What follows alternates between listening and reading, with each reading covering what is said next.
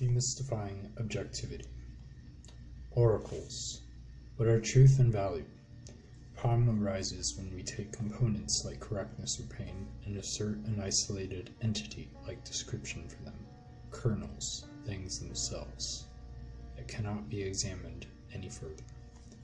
We know what pain and pleasure are as feelings. If you're going to deny that, move on. This video is not for you. The question is, what is value? And then, what is our purpose? Relational to objectivity. Value goals. Value is a unit in a net sum or mathematical equation representing suffering with negativity. You can see that just because an equation is made does not make the truth. What is suffering? Furthermore, what is negativity? Negativity is representation, in this case, for repulsive. We want to stay away from it ultimately, if not in an immediate reactionary sense. Great discipline to undermine any reactionary sense, basically like your nerve twitching. The nerve twitch, basically. So, we want to avoid suffering. Now what? Do our innate desires, hunger, make us special, or are they purposeful? Since desire is not intrinsically attached to anything meaningful besides selfish gratification, there's no innate purpose. Furthermore, since deprivation, being without, and pain are a necessary precursor to being relieved and feeling well, pleasure is practically a condition of less bad, negative. There are no true thoroughly demonstrable, and reliable experiences that are an accomplishment, good in and of themselves. The natural state is unpleasant. Anyone who has gone without food, water, shelter, and remains still will know that. We flee from the natural state of decay, because there's a belief of reward, accomplishment, where there is a reward of less bad. A deception. Which is still better than probably decay and dying, maybe, depending on your circumstance. Fortunately, the rewards, as stated, are mostly empty by themselves, basically living for yourself alone, your family, your friends, by themselves, as your only purpose. The only accomplishment is to be cost effective, less harm overall. Anything less is failure. Since suffering is intrinsically repulsive, the statement that negativity is subjective or arbitrary is false. By our very design, our desires, avoiding reacting even to suffering, is less, not a choice, until there is no perceived reward for pushing through pain. We cannot want to suffer since it is the antithesis of reward/relief. Desire necessarily implies reward or relief, even if it is simply a notion in your head, like pride. So basically just a belief that you're accomplishing something. Even if there isn't an accomplishment, that can be as a reward, basically. Push through lots of shit, like Sisyphus or something.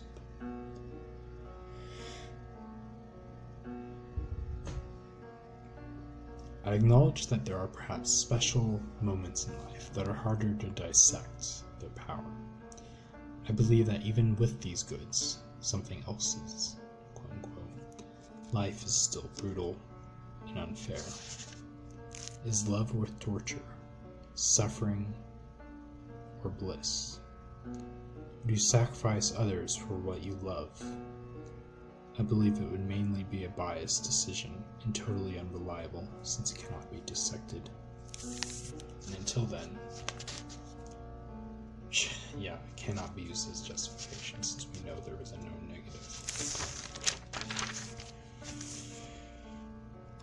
You must prove the good, the true good.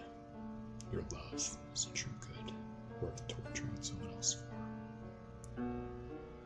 And besides that, yeah, so even with just the mundane, just our mundane lives, just the severe conditions people go through are in right now. Right now, someone's dying right now, and I'm just not aware of it. So it makes me care less because I'm not aware of it. Care less for the person. It makes me care less about, because yeah, I'm not completely present to it. But if I was aware of it, it would be pretty unbearable to be aware of that all the time. So I guess my argument is that the really bad shit makes everything else that we're doing very trivial. And love is kind of like, I can understand maybe saying my life, my suffering was worth that moment. But as soon as it becomes about other people, it just gets really messy and sloppy. Since I cannot really prove or demonstrate it, I can only just believe it maybe for myself. I can't really prove it. That's the problem with it. So it needs to be provable and dissected for true good. Once it involves others, because then for me it can be more just a belief, and if I suffer from my own belief, then it's just my own fault. Truth is correctness, relational to independence of observation, objects, wholes, objectivity. There is no thing itself. We are wholes, W-HOLES. Logically deducible to nothingness, scientifically inferred, independent of observation. Consciousness is dependent on brains, wholes. Logically deducible to nothingness. Void equals void, feeling equals feeling, void remains void because void equals void. No first thing, no first cause, oxymoronic. First cause. First causer is an oxymoronic statement because there's no cause to cause it.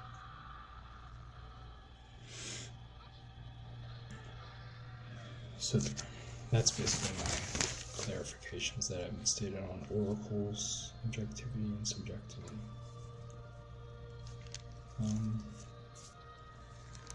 Probably gonna do some videos with cassette in the future. Getting one tomorrow. Thank you for listening. I don't know if anyone listens to these. I get very little feedback sometimes. That's probably mostly my